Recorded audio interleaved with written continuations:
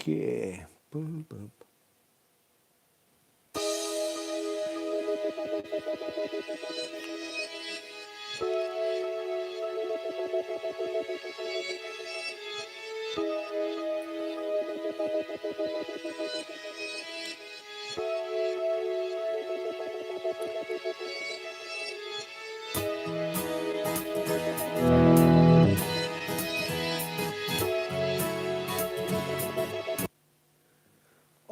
Alrighty. Okay, no one on board yet, but that's okay. It'll give me a chance to get the sounds out of them after and make sure we're okay.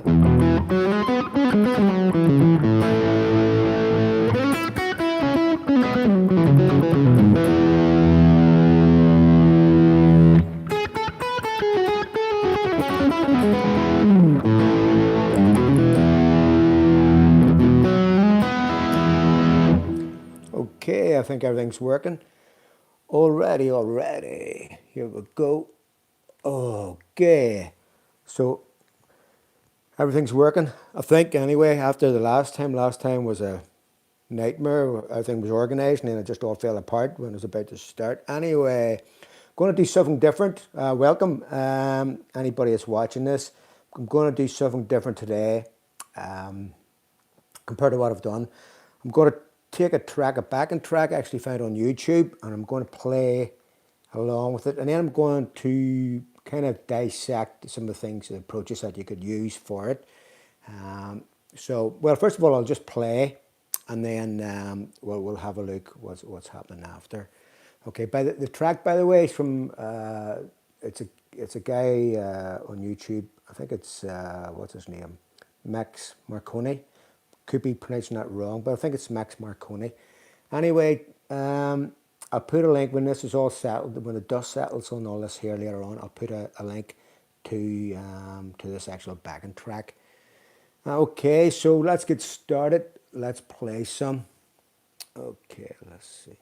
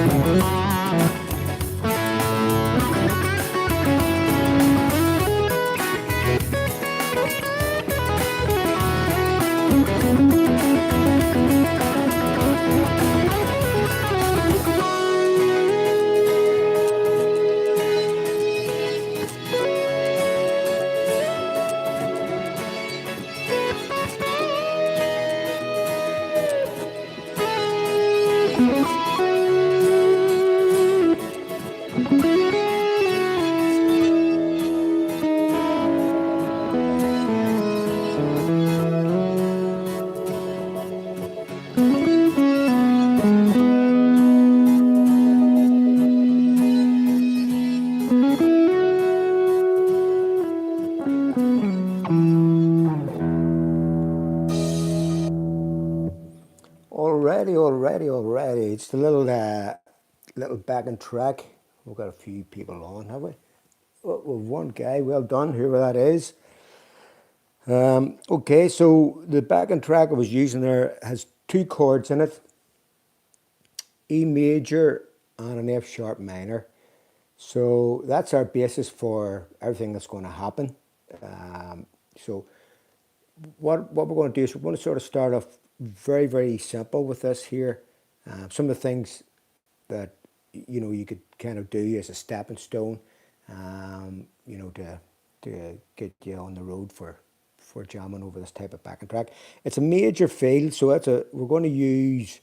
It's going to be mostly, if not all, major type sounds for it.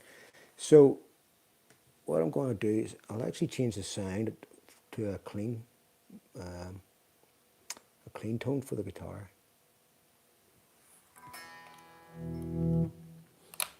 So E major, well let's have a look at the chords first. E major and F sharp minor. So it's a key of E.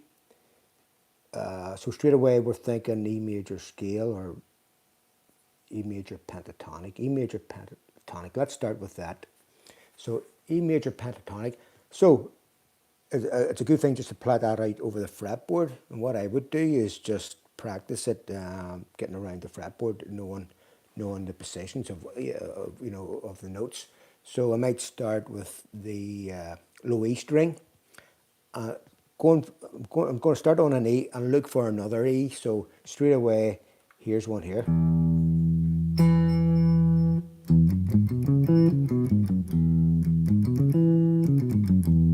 So there's an E pentatonic major.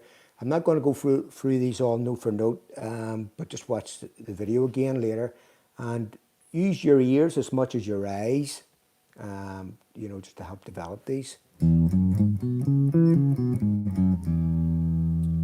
Low E string still, starting there, looking for another E. Starting at the 12th fret for this one.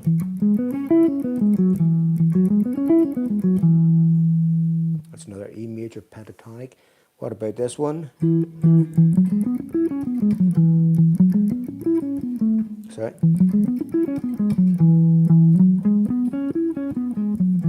Or the octave of this one. So there's straight away we've got a few versions there of the E string. Let's go to the A string. There's an E. There's another E. So we might do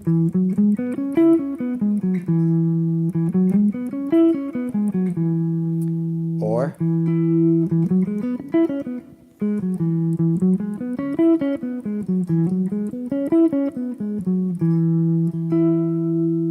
with another E here.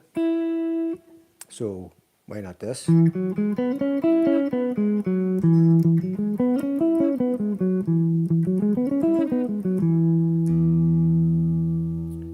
Okay, so E on the D string. Sorry.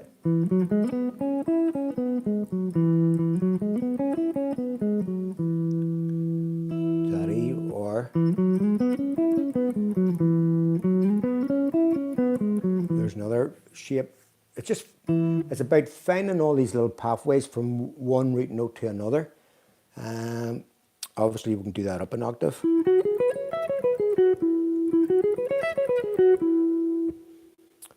Okay, so what about the E starting on the G string, fret 9?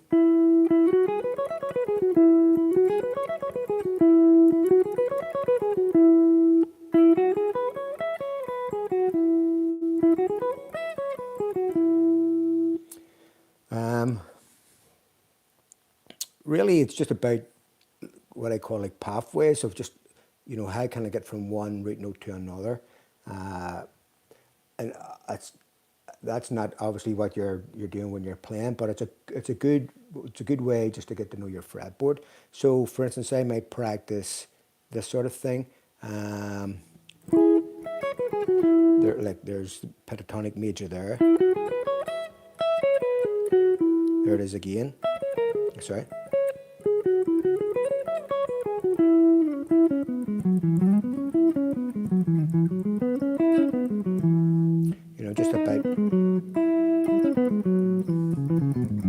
just about like joining up just different versions of it. These are all like 1 octave, you know, you can make them 2 octave. Whatever, you know, it's just about connecting them after that. But I think just to work at 1 octave, and even if it's just starting off, even just take one of those. If you know, if that's too much, just take one of those. But eventually, you want to be able to plot out that major pentatonic all over your fretboard. I'm not worried about playing it exactly in time and playing each note super clean. It's just about at this stage getting familiar with where the notes are. You can get more precise later on. But very quickly, you're going to start to slide and hammer on, bending, doing things with these notes. So, you know, I wouldn't be afraid just to slide or hammer on some of those.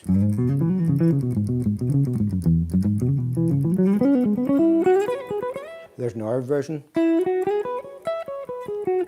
See, I forgot about that one. So it's just it's just about finding these patterns across your fretboard, and just being able then to think about using them and connecting them. Like for instance, if I wanted to go from this E to this high E,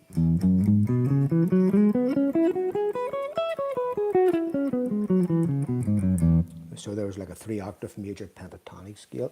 But as I say, don't be worrying about starting with that. Just get 1 octave, get one place, and then think about adding another one to it.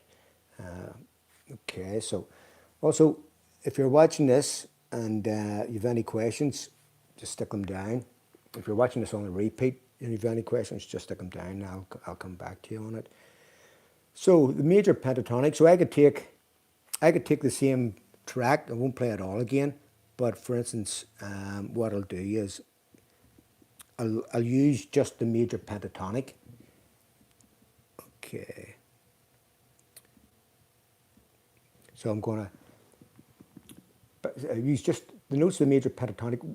For E, it's E, F sharp, you know, E, F sharp, G sharp, B, C sharp, back to E. That's the notes. So I'll just play a bit.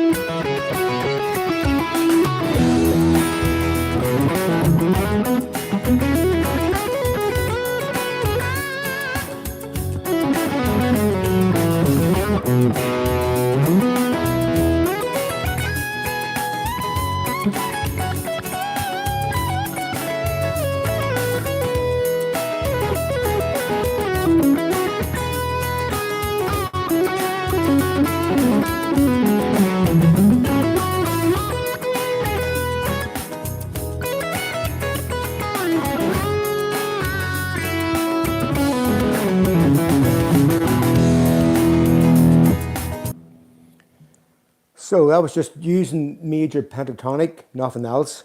I think that's a good place to start. If that's too much, you know, I'm going across the fretboard, just start with one position, just pick one version of the scale. For instance, let's do it here. So there we'll have just 1 octave. Let's carry on and we'll play a bit with it.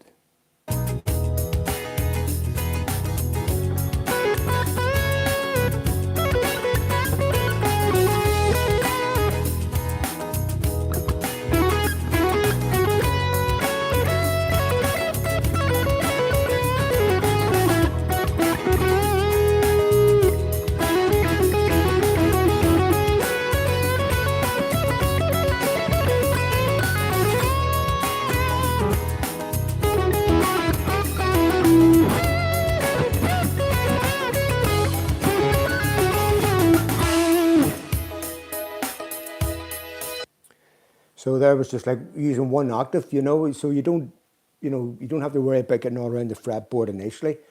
Just get one octave, one position, get familiar with that, and then think about ways of using that.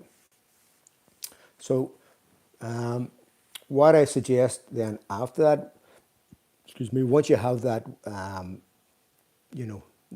major pentatonic off, and as I say, the notes are E, F sharp, G sharp, B, C sharp, E, F sharp, G sharp, B, C sharp, and then back to E again. But once you have that off, then you can think about maybe adding some other notes. Well, you're only 2 notes away from a major scale, so by that token, you're nearly kind of, you're nearly kind of there with all the notes that you probably ever need. You could add what's called the fourth, and the fourth of the major scale is right beside the third of the scale. So if you're playing a pentatonic major, you just, that third note that you're going to, 1, 2, 3, that fourth note is right beside it.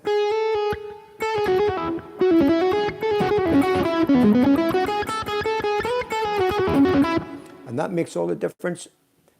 Again, I'll just play, I'll play a bit just with that note included. So we're only adding one note to our major pentatonic, and that's the fourth, and it's right beside the third. Everywhere on your fretboard, if you're on the third, the fourth is only one fret up. Sort of.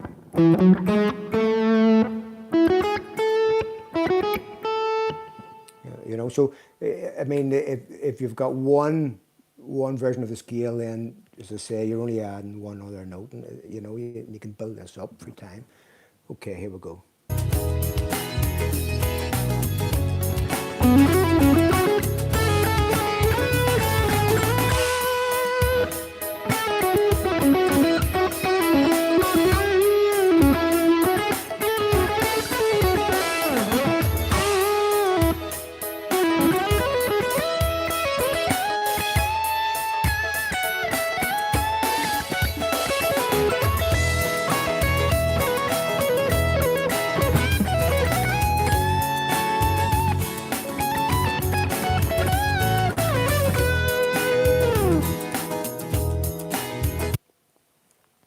So we've just added that one note, but it just gives you an extra color to play with, and it's just it has lots of possibilities. Which once we get some of these notes kind of off, we're going to go back, or I'm going to go back and have a look at some of the things we're going to do with them.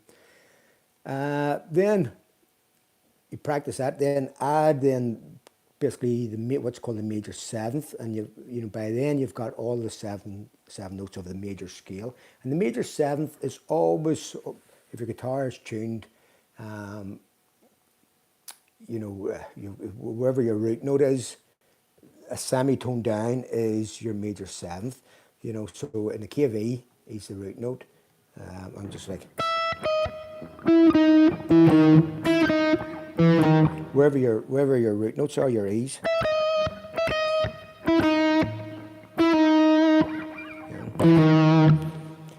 And that's a very useful note, because when you put that on with the others, you now have the major scale.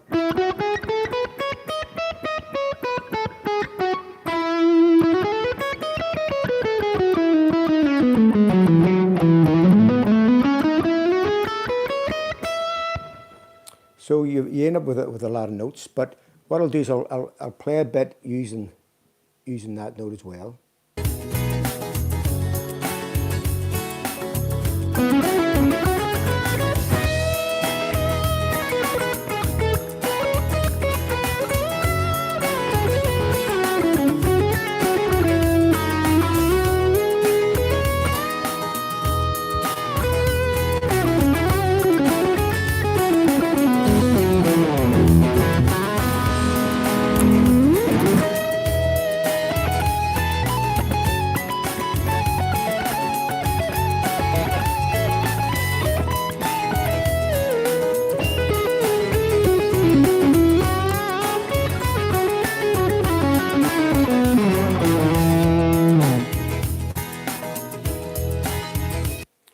So as to say, there's a lot of information there you can use. So just start with probably what I would recommend, just major pentatonic for this.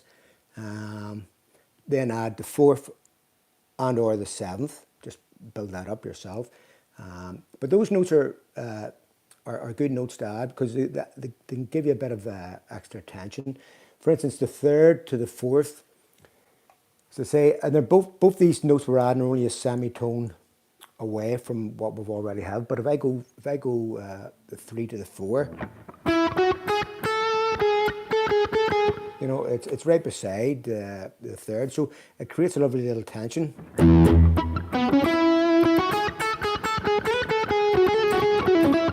So it's a good note also to bend into from the third.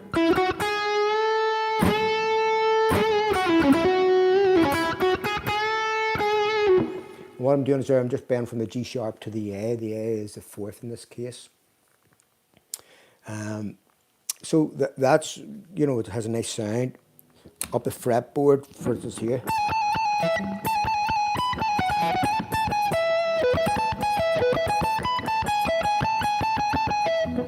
Bending into it from the G sharp to the A up here.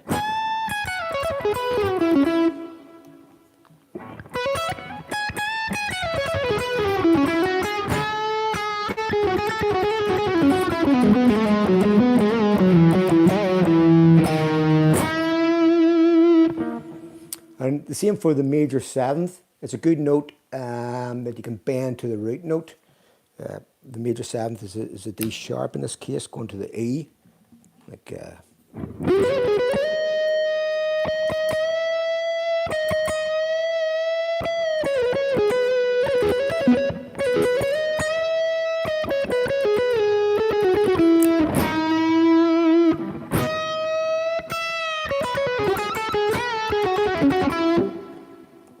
actually, going back to that fourth for a second, what's also good is if you're on the fourth, you're a tone away from the fifth, from A to B, and that's just a nice little bend to do as well. So that's the A to the B. So just find that anywhere on your fretboard.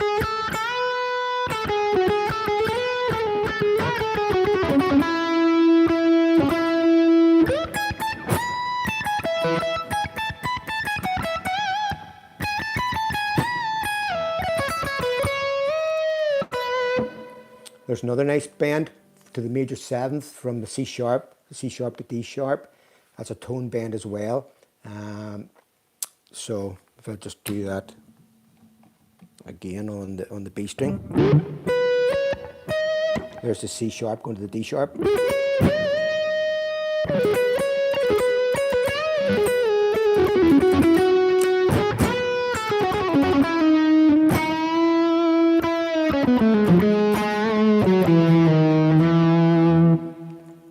So it starts to add a little bit more interest to what you're doing. Well, I think so anyway.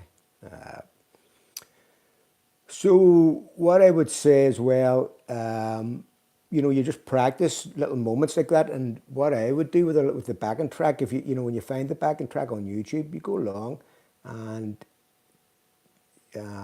something. What I would do would be just to, like, explore just one little kind of segment or part of my playing, and not worry about playing all over the fretboard a lot. Let's see if I can demonstrate that. Now, if I can go back here, get this in a bit. Okay, let's play this.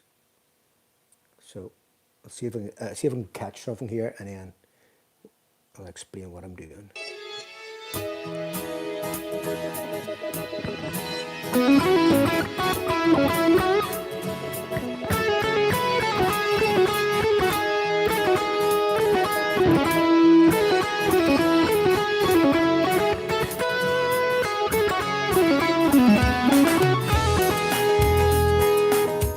Don't even have to go any further. I got one straight away there. Yeah. So there's a little phrase.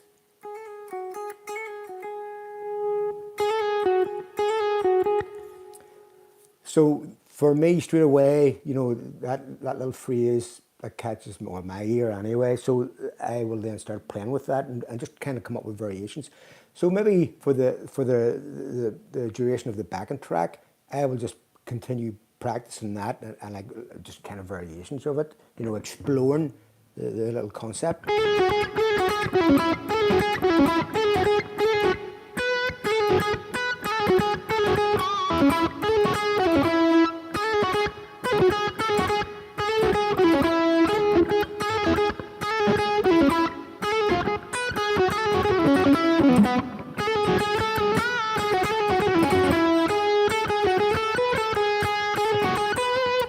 You know, just so I'll spend some time on the one place. So let's just do that.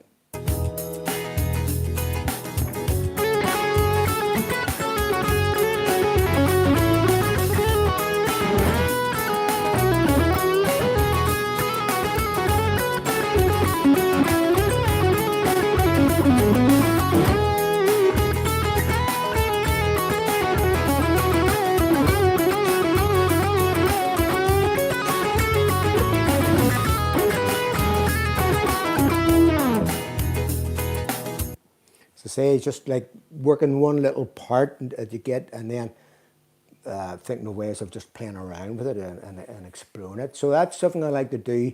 But when I play with the backing track, I don't.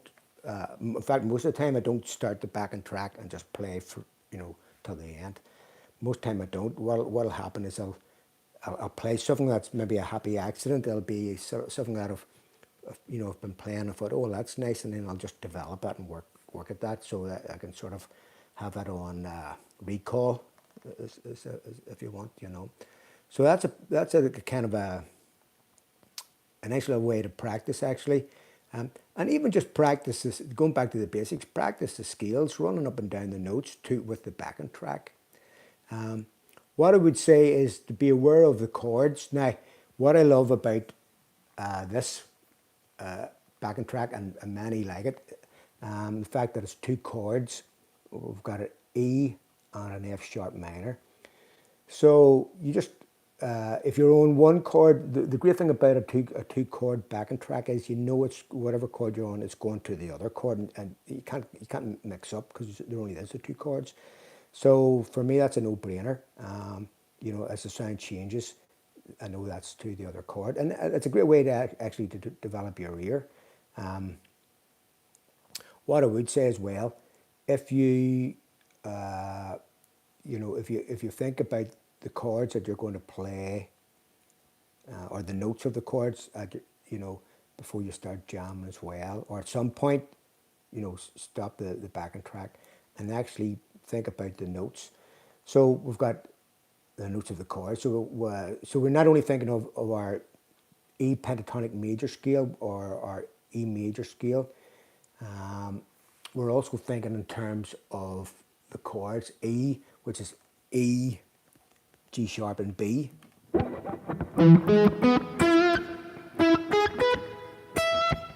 And just be able to plot that out.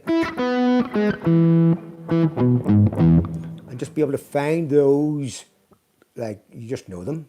You just know where your E's are, your G sharps, and your B.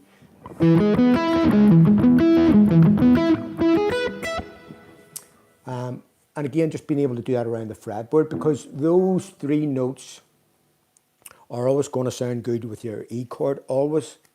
And you know, that's just something that you'd be aware of. So when the backing track, or if it's in a band situation, when the band goes to the E chord, that you know those three notes of E, G sharp, and B are really strong notes to land on.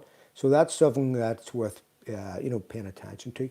Also, the fact that this is kind of a very melodic backing track, it allows us to play that major seventh. So we get what's called a major seventh arpeggio, which is E, G sharp, B, and D sharp, the major seventh. So if I plot that out, you know.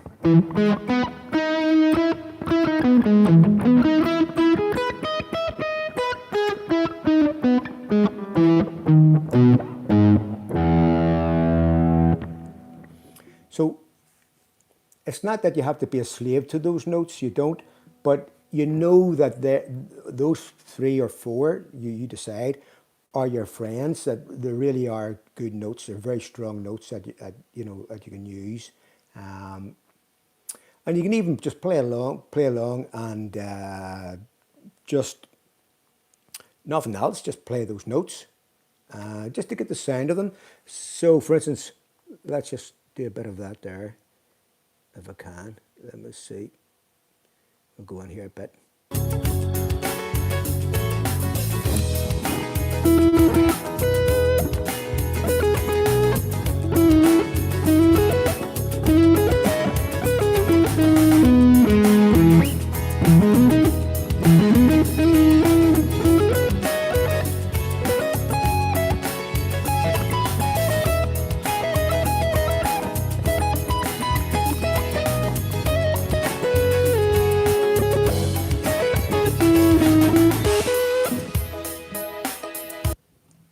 And I wasn't worried about trying to play some fancy solo. What I'm doing is I'm just listening to those notes and how they sound against the chords. So we've got an E major 7th. We're going to apply the same sort of thing to an F sharp minor. F sharp minor, we'll have F sharp, A, and C sharp. So you plot those out. You just like get the.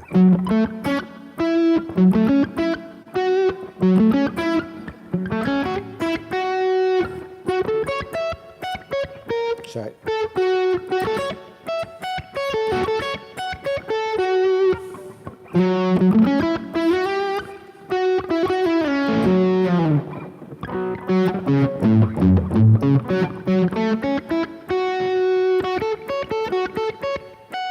Just plot those notes out as well, and I'm not worried about kind of getting super fluent with those. I just want to know where those are at their strong notes. We can F sharp minor. We can also use the F sharp minor 7, which if you take a F sharp minor and add an E note, it becomes F sharp minor 7. So we're just adding that E note. Yeah.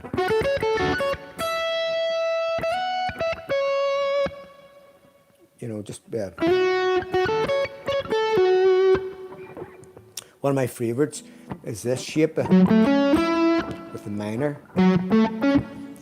I'm starting that on the A string of fret 9, but I'm just going to say it's a root flat 3/5, and there's the E note, the major 7th. Sorry, our dominant 7th.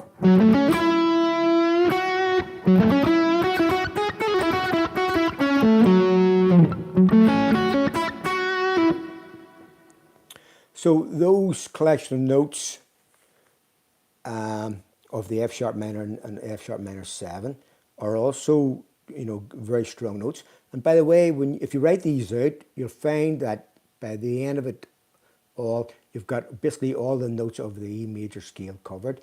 You'll have the E, you'll have the F sharp, we'll have the G sharp. Well, we have if I go from the E chord, E, G sharp, B, or I'll go make it major 7th, and there's the D sharp. For the F sharp A, C sharp, and the E. And if you write them out, you'll see, or if you can figure it out, you'll realize that you've got all the notes of the E major scale. All this information is coming from the E major scale. So that's just, it really means that you've kind of covered kind of most of the possibilities, so in terms of note choice. So after that, it's like, well, what do you do with all these notes?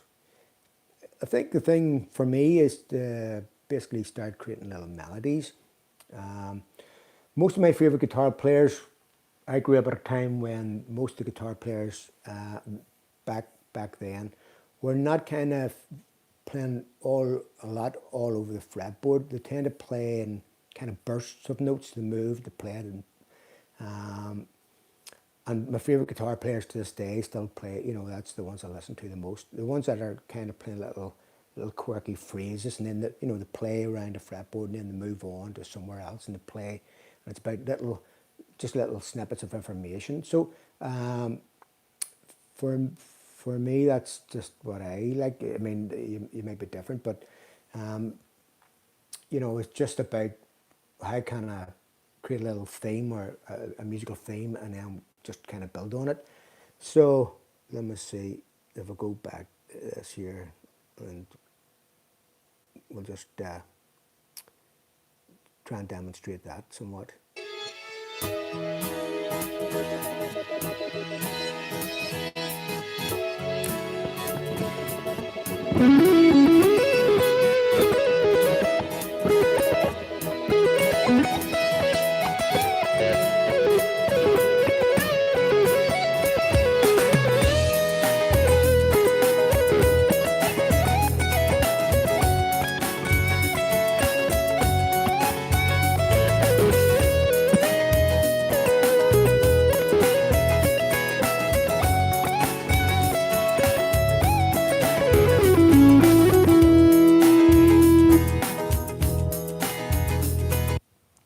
So we had it there, you know, just a couple of little musical phrases.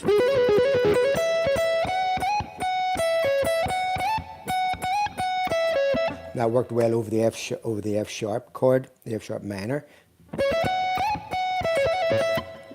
You know, that just a little like a little trill, a hammer-on pull-off thing.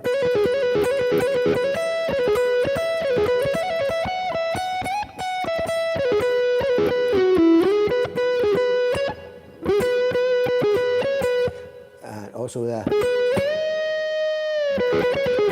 was that C sharp to D sharp, that sixth to the major seventh.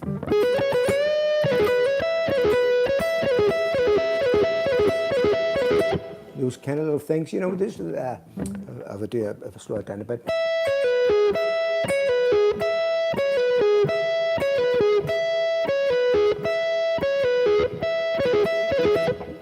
Just those like little quirky things that catch the ear, or certainly when I listen to you know, guitar players, I like that that type of thing, you know, where it's more about the melody than it is about playing fast. And just really more, it's about getting good note choice that, as I say, correspond with the chords. So I mean, if I try, if I play a bit here and I play less with kind of moving around the fretboard, I'm more about just trying to get some good notes. Hopefully you'll see what I mean.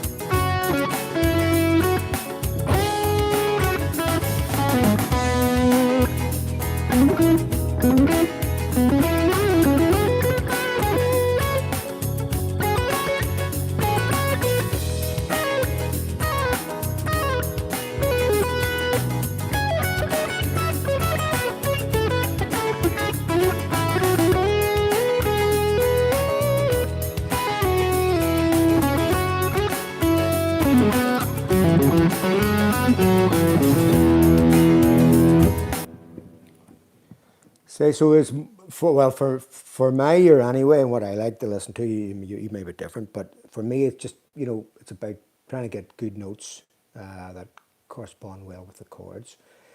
And so a good exercise, as it says, to sit down, write out the names of those notes, even watch this video again, or go somewhere else and find the information. But it's for the E, it's E, G sharp and B, E major 7, E, G sharp, B and D sharp.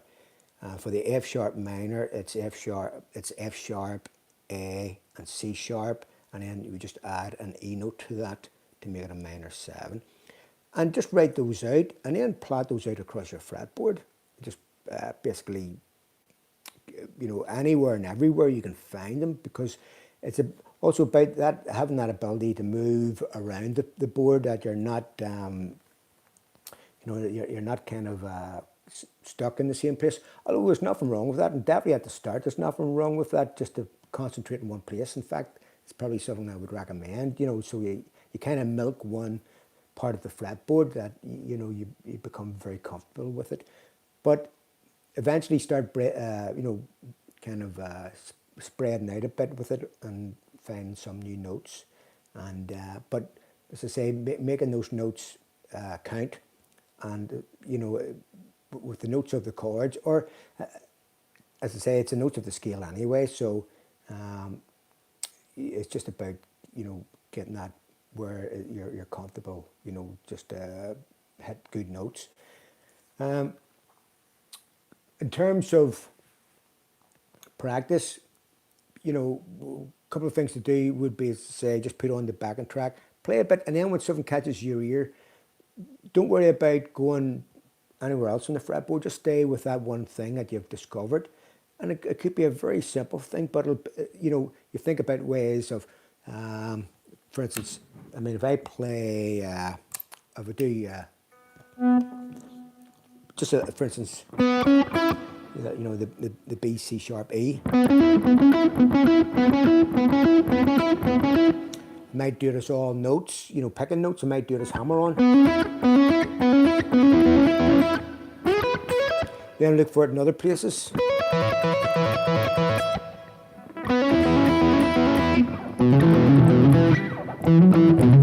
You know, just anywhere on the fretboard. So kind of one little lick becomes many. But then think about, well, I can do it as odd notes. I can do it as a hammer-on. Can I do reverse? Yeah. You know,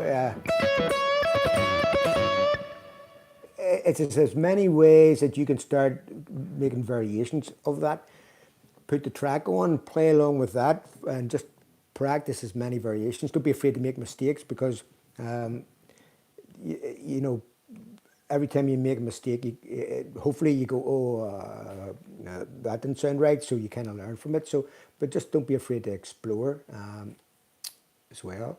So that would be something that I would recommend you do. And what happens is you start to hear things that you like, hopefully, that you can just, you know, add those to your toolbox type of thing, and you can just recall those whenever you want them, and have them there.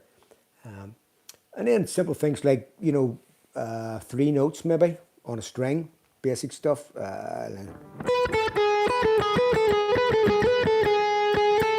Little hammer-ons, pull-offs.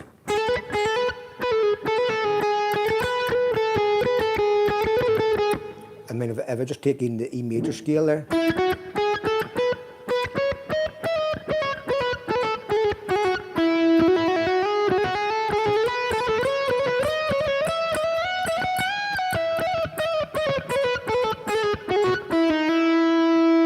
That type of thing, where you're just exploring the possibilities on one string.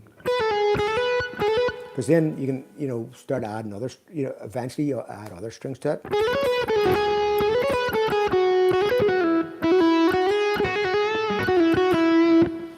Just, you know, find melodies on one string. It doesn't have to be across all the strings all the time.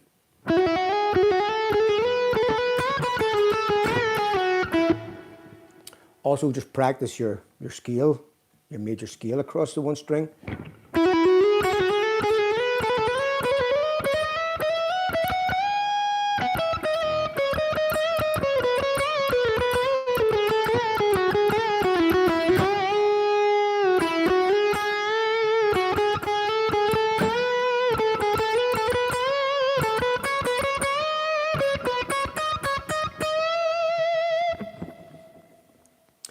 So, I mean, you can do that also to the backing track, of course.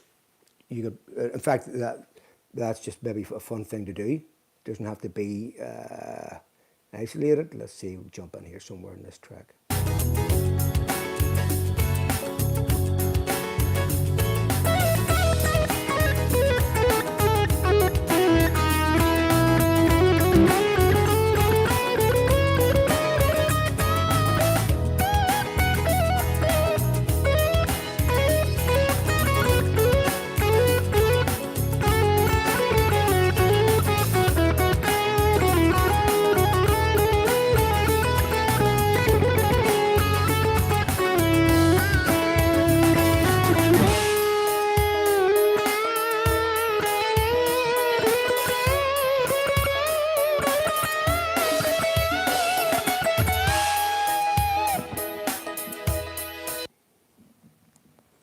know, just explore, explore, explore, and just, you know, let your ear to decide what works for you and what doesn't, what you like and what you don't like, you know. So, I don't think there's anything else. I mean, there's other stuff you can maybe start adding little chromatic notes to this, but I don't want it to become, you know, too confusing. But if you're already kind of on the ball with your major scales and your arpeggios, then you know, there's little subtleties you can do. Like for instance, going to that E, I might play 3 notes on the D string.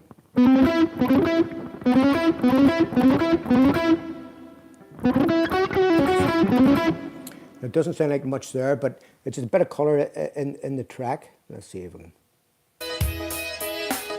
do this.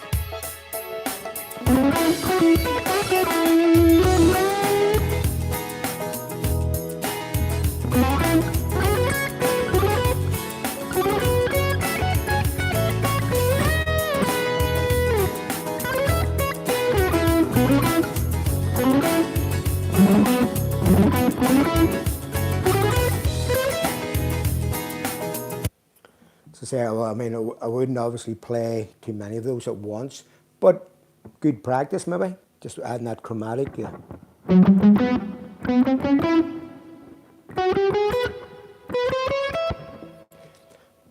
The thing about those is when you play them slow, they don't sound right, but they're adding colour.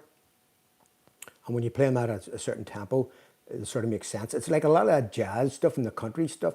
When it's slowed down, it actually doesn't really make, you know, melodic. Or sorry, it maybe makes melodic sense, but it doesn't sound very melodic, harmonious. Is that the right word? I don't know. Could be, might not be.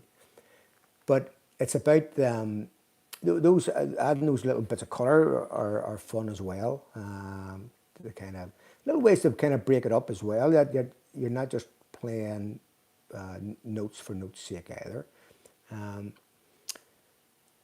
What it also did during the example at the start, I think it did. I played this.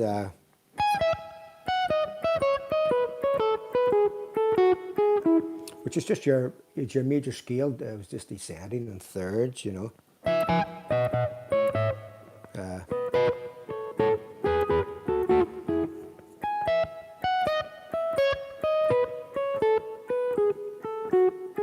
Which is just more or less treated as an exercise as well, you know.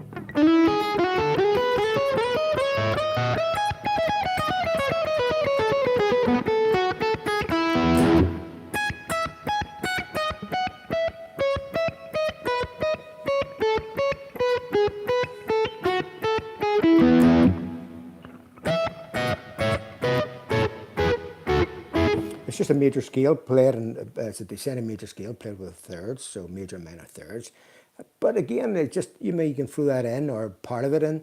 It's just kind of little interesting ways to, you know, make it kind of more enjoyable or more as I say, more interesting. Another thing is just bends. I enjoy bend strings, so you know, be aware of this, you know, anywhere that whatever chord you're on, that the notes are going to correspond well, or you know, when you go to the bend, it's going to work well with the bend. So let's see if we can do something like that there.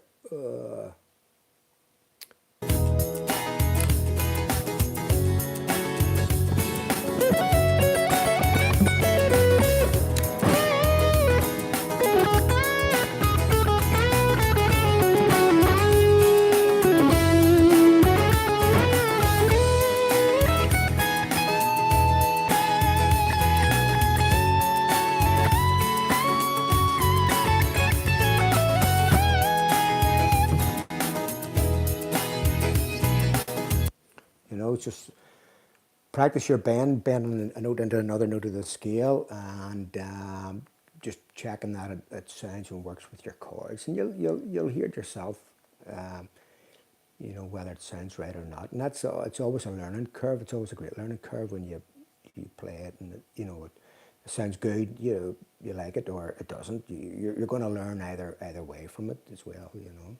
So there's been no questions. If you've stuck this out from the start to the finish, thank you very much for hanging around.